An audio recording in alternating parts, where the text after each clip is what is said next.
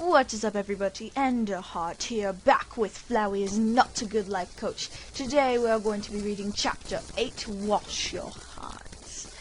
In the last episode, Papyrus, hit Undyne. So, basically we're going to go over that. And that's what we're going to be reading today. I'm doing this early in the morning, so sorry if I sound tired, but I had to get this episode out.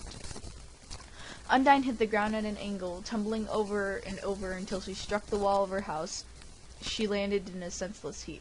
Papyrus skidded to a halt at her side and fell to his knees, tears streaming down his face. Oh God, oh God, oh God. He'd been afraid of this. He'd been afraid this would happen. Undyne! His hand shook. Her arm was folded under her at an unnatural angle, but he was afraid to move her in case it would hurt her worse. Blood trickled from her slack mouth, stained her white tank. Oh God, he moaned, what did I do? He wanted nothing more than to bind his magic up tightly so he couldn't do any more damage, but Undyne needed help. The worst of her wounds was the gash his attack had put in her chest. Carefully, Papyrus peeled the sticky fabric away, fighting down nausea. She'd been more or less split open, a large messy tear of ragged scales and flesh running between her breasts from collarbone to the base of her rib cage. A sliver of her scutrum peeked out from under the shredded muscle. Thank God it had held. Blood and raw magic oozed from the wound. Ooh. Ugh. Tugging his gloves off, Papyrus pressed his hand against Undyne's chest, shuddering at the warm slickness of blood and meat. Undyne's magic prickled against the bones of his hands, and he poured as much of his own magic into his healing spell as he could muster. She needed more than first aid he was able to give her. His spell was the equivalent of filling a bathtub with water, with a water glass in the face of her injuries. This must be a nightmare. There was no way this was really happening. Undyne slowly unraveling under his hands, and him helpless to do anything about it. The most he could do on his own was delay the inevitable. Papyrus took one hand from the wound and fumbled for his phone. He struggled to dial the number, bloody digits sliding onto smooth plastic. He counted the rings while he watched magic slip out from under his other hand, glittering and pretty in contrast to the gore, but none less lethal if Undyne didn't get real medical attention soon. At the last ring before it went to voicemail, his brother picked up. Yeah? His voice held that gravely crackle that he'd been napping on the job. Sans! Papyrus tried not to yell, but it was hard enough to form words. Undyne's hurt. I don't know anyone here, and I can't leave her. She needs a doctor, and... Whoa, Sans interrupted, instantly awake. Slow down, Papyrus. What happened? I hit her, Sans. I hit her way too hard. I didn't mean to, and it got away from me, and... Papyrus cut himself off. Hysterically babbling wasn't helping. She needs a doctor. I have to stay and keep healing her, he said, forcing the words to line up neatly. Sans, I can't keep up with it. On the other end of the line, Sans cursed. Okay, he said. I lost the place. I know someone in Waterfall who should be able to help. Just sit tight, bro. You want me to stay on with you? Papyrus shook his head, then realized his brother couldn't see the motion. No, he said. I need to concentrate. Please hurry. She's leaking really fast. He let the phone drop and pressed his hand back onto the wound, redoubling his efforts to stem the outflow of magic and blood. After the longest 15 minutes of his life, Papyrus heard running footsteps outside of Undyne's cave. He looked over his shoulder to find an elderly tortoise monster jogging towards them, a satchel slung over one shoulder and clattering against his shell. Sans wasn't far behind. Later, Papyrus would wonder how Sans had got from Snowdin to Waterfall so fast, but right now his only thoughts in his head were about Undyne. Damn youngins, the old man grumbled, gently shoving Papyrus out of the way. They think they're invincible, slinging magic around like it ain't no... Never mind. Papyrus stumbled to his feet and gave the oldster some room to work. He watched, trembling and exhausted, as the man struck up a healing spell that put his own to shame. "Hey," Sans said, touching Papyrus's arm, making him jump. You okay?" Papyrus tore his gaze away from Undyne's unconscious body. I don't know how. It happened so fast." "I know, bro. I know." Sans picked Papyrus's gloves and blood-streaked phone up off the ground and put them in his jacket pocket. "Let's sit, huh?" Papyrus dropped heavily on the ground. Sans sat down beside him. He looked at the rut in his runway attack that left in the stone floor of the cave, pointing like an arrow to where Undyne was sprawled on the ground, and burst into tears again. Sans pulled him into a hug. "I almost killed her!" Papyrus clung to his brother for dear life, sobbing into the collar of his jacket. "Oh my God! I almost killed her!" Sans stroked the back of his neck, murmuring soothing nonsense while Papyrus cried. "It's okay now," he said after a few minutes. "It's okay. Gersen's gonna fix it, okay? She'll be fine." "What if she's not?" Papyrus was inconsolable. He had known something like this would happen. Why he just walked right into it anyway? What kind of idiot did that?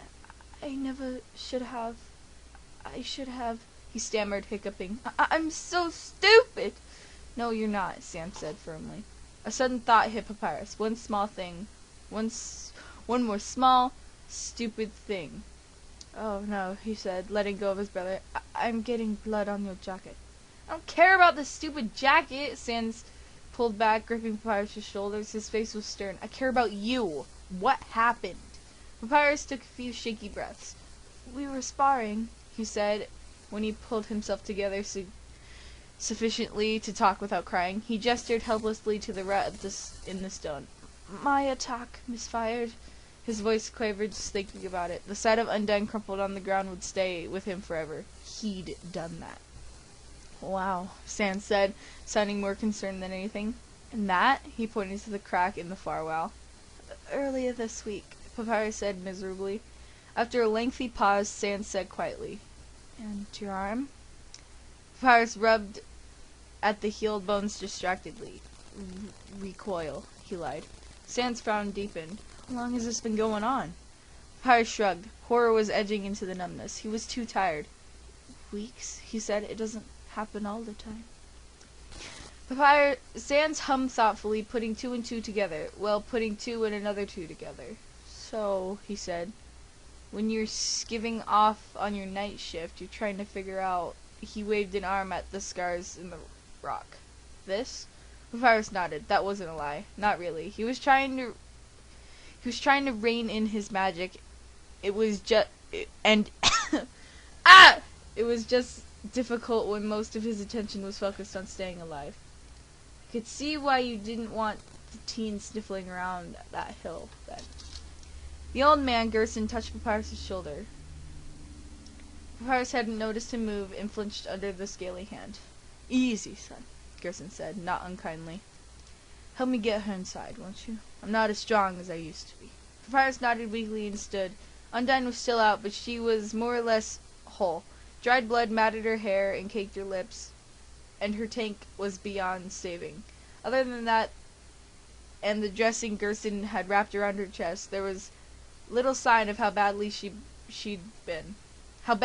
she'd been. Careful not to disturb the dressing, Papyrus picked her up, one arm supporting her back and the other scooped under her knees. She was surprisingly heavy, but yet again there was a lot more than just her bones. Papyrus adjusted his grip. He could manage. Gerson opened the door for him, and he carried Undyne inside the house, laying her gently on the bed. He could feel the old man watching him as he removed Undyne's boots and pulled one of the blankets over her.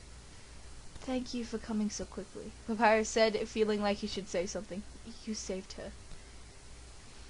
"You did a good job keeping her going until I got here," Gerson said. Papyrus frowned. "But I'm the reason she got hurt in the first place." Gerson chuckled, a rusty, dry sound. "Oh, she'll be all right," he said. "I've known that girl since she was a small fry. She's tough as nails. And reckless," he said. I'm sure you know that. Tell me," he said, peering up at Papyrus. "I overheard you talking. What were you feeling when your magic went wild? Do you remember?" Papyrus met the old man's rheumy eyes. He said, "I'm sorry. I don't remember. It's a blur." "That's all right, son." Gerson said, and scratched his chin with blunted claws. You know, the same thing happened to me back in the... Really? Papyrus was already grateful the old man for healing Undyne. The news that he wasn't suffering alone was like some kind of freak had him ready to adopt Gerson into the family. Gerson nodded. It wasn't unusual during the war. Not unusual at all. Our magic's a part of us, son. And if things get bad enough, it starts to react on its own. He shrugged. It gave Papyrus a disturbingly knowing look. This was the part that the old man started asking questions, and where Papyrus could have to deflect and lie and generally be a garbage person. To Papyrus's surprise, Gerson sighed, turning away to line up some of the medicines and supplies from his satchel on Undyne's bedside table. I don't know you, he said. I don't know your life, and it's not my place to tell you what to do. Just know that it won't get better on its own. That's all I have to say on the matter. Thank you, Papyrus said, and meant it. I'll think about it. Gerson patted his arm absently. Good man. Now go wash up. Sans was rummaging around through the kitchen cupboards. He gave Papyrus a warm smile when he got close. Hey, you know your way around Undyne's kitchen, right? Where does she keep her tea? Cupboard to the left of the fridge, Papyrus said, turning on the tap and letting the water warm up. Bottom shelf. Thanks, bro. Ah, there it is. Sans grabbed the tin and set it on the counter. He already had the kettle on. It was ticking softly on the burner as the water heated. Mugs? Papyrus held his hand... My alarm went off. Papyrus held his hands under the warm water, hoping for the blood to soften up. It had gotten down between the joints. Second covered from the stove, he said. Sans seemed to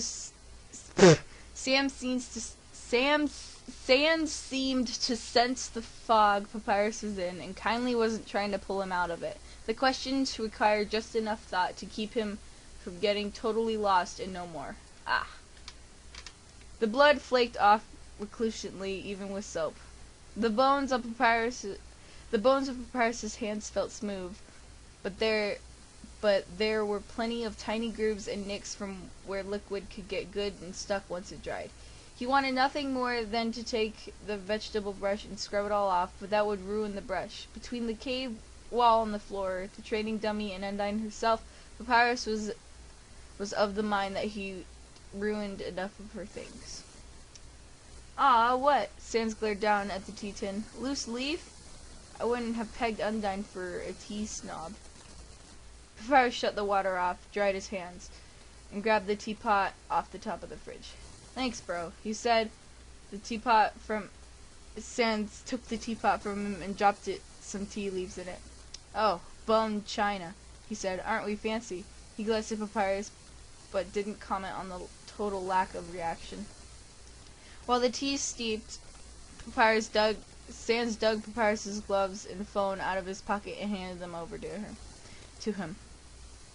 Thank you. His hands weren't totally clean, but they would have to wait until they got home. For now, he felt immensely better with his gloves back on. He wiped as much of the blood off of the phone as he could manage and put it away. The tea helped a little. Sans had put too much sugar in it, but Papyrus finished off quickly regardless. The three of them sat around Undyne's kitchen table, Sans and Gerson carrying on a light conversation over Papyrus's head, which he was resting on the table, pillowed on his arms for what that was worth. Now that he'd gotten something in his system, it was hard to stay awake. He'd spent a lot of magic today. You should take him home, Gerson said to Sans. Make him rest. There's nothing... Papyrus raised his head with an effort. This was the second time today people were talking about him. He didn't need it. I'd rather stay, he said. He wanted to be here when Undyne woke up. He needed to see if that she was okay and to apologize. There's nothing more you can do here. Gerson took a swig from his mug, his beak-like mouth clicking against the symmetric. Trust me, son. She'll be embarrassed enough when she comes round without you here making sad eyes at her. You just leave it to me. Sans stood, picking up his and Papyrus's empty mugs and carrying them to the sink. You heard the man, Paps. He's practically her grandpa. He doesn't mind. Gerson nodded. I don't. Besides, the shop was slow today, he said, chuckling. There was no sense of arguing with both of them. Resigned, Papyrus halted himself to his feet. After final assurance from Gerson, he let Sans take his arm and half steer, half support him as they left. Papyrus barely remembered the ferry ride back to Snowdon, or the walk through town to the house. He showered and changed his clothes in a daze, and collapsed on the bed where he slept hard for several hours. His dreams were unpleasant. That's it for this episode, everyone. If you like it, subscribe. And I'll see you all on the flip side. Bye-bye!